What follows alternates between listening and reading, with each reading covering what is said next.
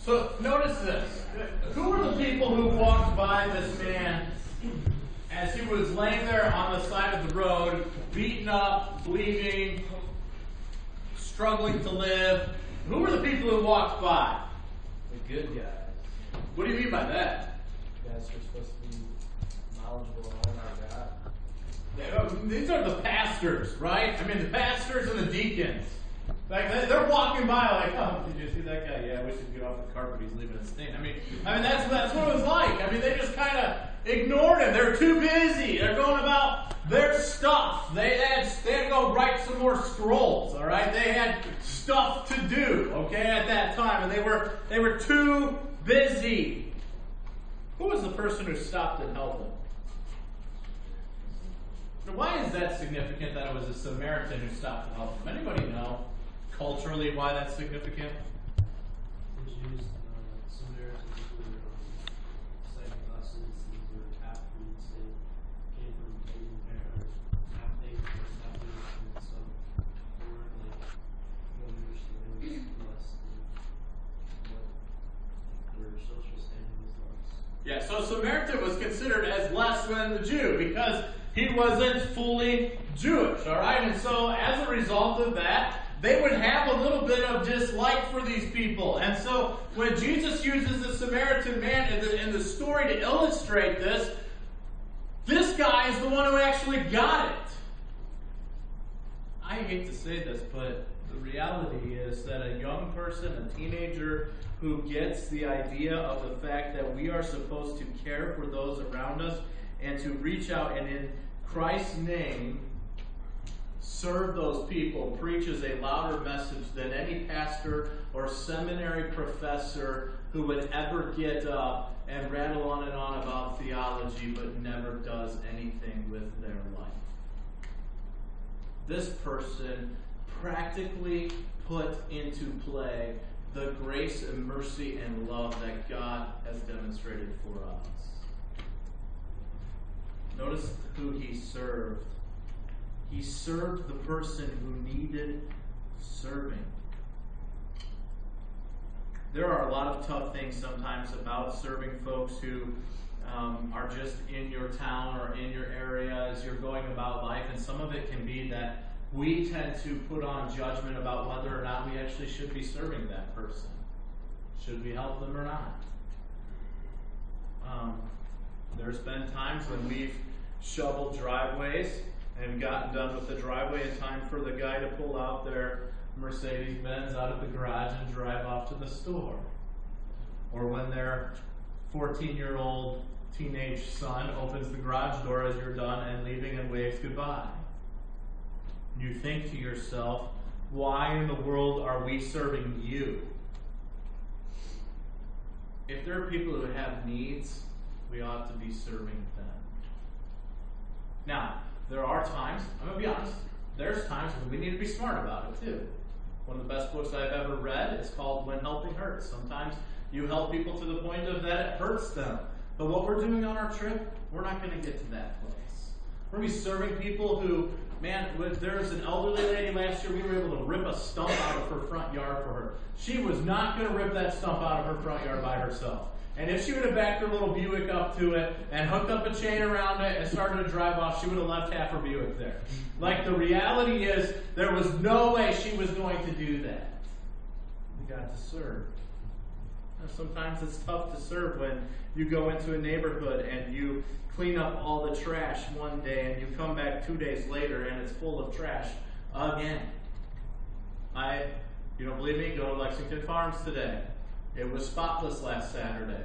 Now go drive around Lexington Farms and you will see the contents of what should be in Waste Management's dump all over the place.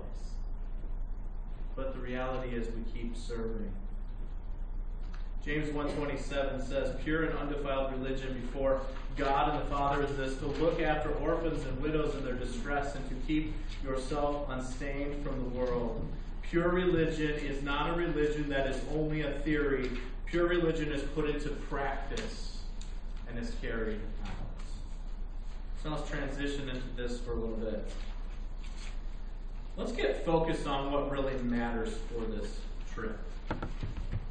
Like, Let's get you prepared for the trip. We're going to do a ton of serving.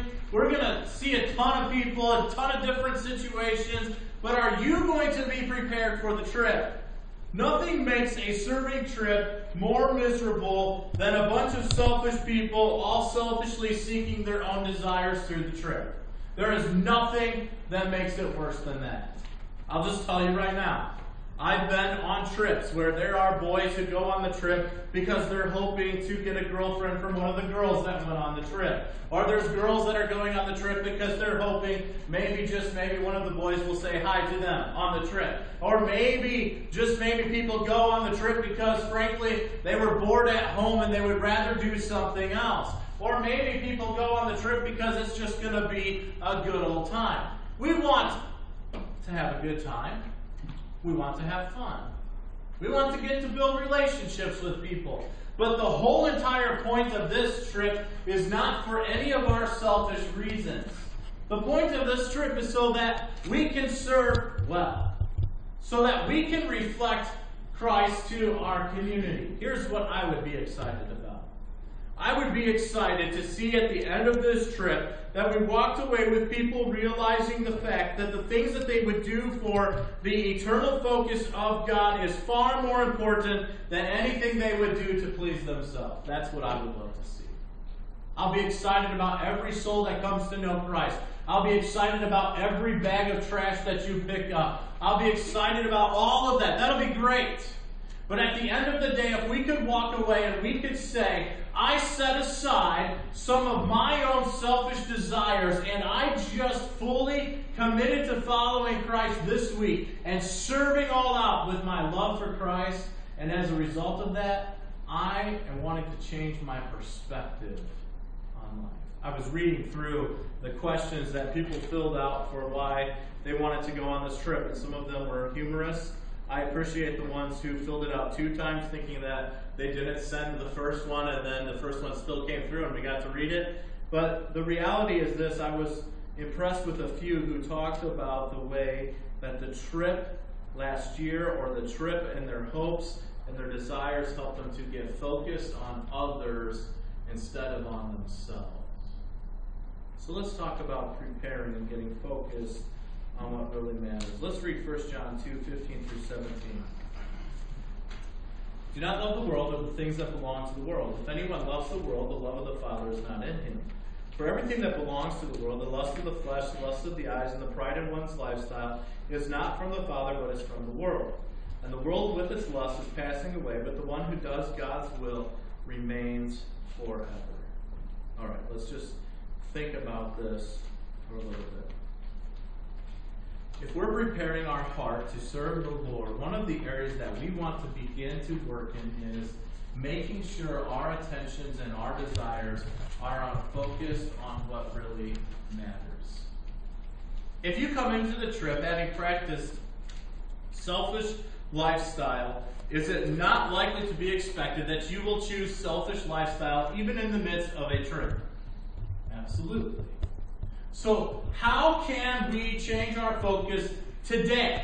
Like in May, like a solid 3 weeks before we go on our trip. How can we begin to change our focus to the place of where we are focusing on what really matters?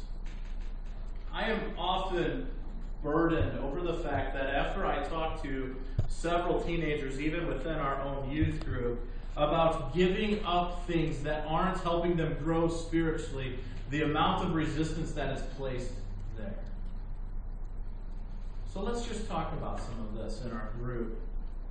Let's describe a person that's truly living a kingdom-focused life, like a person who's focused on pleasing God, a person who's focused on doing life God's way. How do they act? How do they speak? How do they think? What makes them different than everybody else? By the way, notice the different there. We could probably tie in the whole light picture into that. What does that look like? How can you tell the difference between a worldly focused person and a kingdom focused person? And if you don't have to go through this one with your group, but if you described your current focus in your life, would you could be considered worldly or kingdom focused? And then lastly, I want you to think about how could this missions trip week be an opportunity for you to put the right focus into your life. All right, so go ahead and talk about those questions that are there on your page with your group. Go.